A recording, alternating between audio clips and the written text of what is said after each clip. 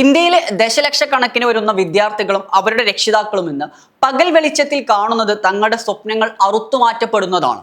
മാസങ്ങളോളം വർഷങ്ങളോളം കഷ്ടപ്പെട്ട് പഠിച്ച 22 ലക്ഷത്തോളം വരുന്ന കുട്ടികൾക്ക് മുന്നിൽ ഇത്തവണത്തെ നീറ്റ് പരീക്ഷ വെറും ഒരു എക്സാം ആയിരുന്നില്ല, മറിച്ച് ഒരു ലേലമായിരുന്നു. പരീക്ഷാ ഹാളിന് പുറത്ത് ചോദ്യപേപ്പർ വിൽപ്പനയ്ക്ക് വെച്ചിരിക്കുന്നു എന്ന വാർത്ത രാജ്യത്തെ വിദ്യാഭ്യാസ സംവിധാനത്തിന് മുകളിൽ പതിച്ച വൻ പ്രഹരമാണ്. പരീക്ഷയല്ല നീറ്റ്, ഇനി ലേലം എന്ന് പ്രഖ്യാപിക്കേണ്ടിയിരിക്കുന്ന ഗതികേടിലേക്കാണ് ഇന്ന് ഇന്ത്യയിലെ വിദ്യാർത്ഥി സമൂഹം നീങ്ങിയിരിക്കുന്നത്.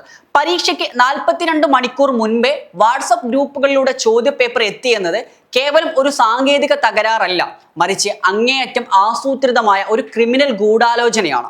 ബീഹാർ, ഗുജറാത്ത്, ഹരിയാന തുടങ്ങിയ സംസ്ഥാനങ്ങളിൽ നിന്ന് ഇതുവരെ പുറത്തുവരുന്ന വാർത്തകൾ ഈ തട്ടിപ്പിന്റെ ആഴം കൂടുതൽ വ്യക്തമാക്കുന്നു. ലക്ഷക്കണക്കിന് രൂപ മുൻകൂട്ടി വാങ്ങി ചോദ്യങ്ങൾ നൽകുന്ന ഈ രീതി നമ്മുടെ മെഡിക്കൽ വിദ്യാഭ്യാസത്തിന്റെ നിലവാരം തന്നെ തകർക്കുമെന്ന കാര്യത്തിൽ ഒരു സംശയവുമില്ല. രാപ്പകൽ പഠിച്ച സാധാരണക്കാരന്റെയും കർഷകന്റെയും മക്കൾക്ക് ലഭിക്കേണ്ട മെഡിക്കൽ സീറ്റുകൾ പണം നൽകി ചോദ്യം വാങ്ങാൻ സ്വാധീന ശക്തി ഉള്ളവർക്ക് മുൻപിൽ അടിയറവ് വയ്ക്കുന്ന കാഴ്ചയാണിത്. ഒരു രാജ്യത്തിന്റെ ആരോഗ്യ രംഗം നാളെ അവരുടെ കയ്യിലായിരിക്കും എന്ന വലിയ ചോദ്യം ചിഹ്നം കൂടെ ഇവിടെ ഉയരുന്നുണ്ട്.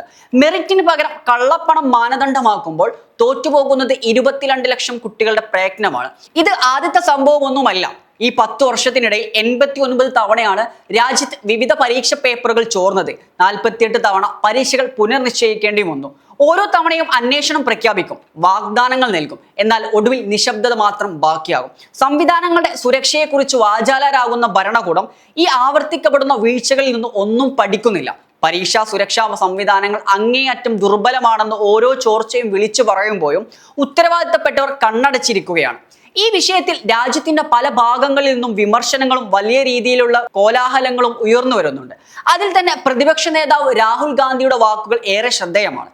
ഈ കഠിന സമയത്ത് ഇന്ത്യയിലെ ഓരോ വിദ്യാർത്ഥിയോടും എനിക്കൊരു കാര്യം വ്യക്തമാക്കാനുണ്ട്: നിങ്ങൾ തനിച്ചല്ല, നിങ്ങളുടെ കൂടെ ഞാനുണ്ട്. ഈ രാജ്യം പൂർണ്ണമായിട്ടുണ്ട്. നീതിക്ക് വേണ്ടിയുള്ള ഈ പോരാട്ടത്തിൽ നമ്മൾ ഒന്നിച്ചു നിൽക്കും. നമ്മുടെ വിദ്യാഭ്യാസ രംഗത്ത് വലിയ മാറ്റങ്ങൾ വരാതെ ഇനി മുന്നോട്ട് പോകാൻ സാധിക്കില്ല. ഇത് വെറും ഒരു പ്രതിഷേധം മാത്രമല്ല, നമ്മുടെ മക്കളുടെ ഭാവിക്ക് വേണ്ടിയുള്ള സമരമാണ്.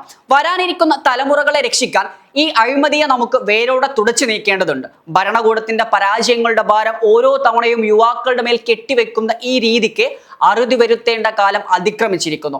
പാവപ്പെട്ടവന്റെ മക്കൾ പഠിച്ചു മുന്നേറുന്നത് തടയുന്ന തരത്തിലേക്ക് ഈ സംവിധാനങ്ങൾ മാറിയിരിക്കുന്നു.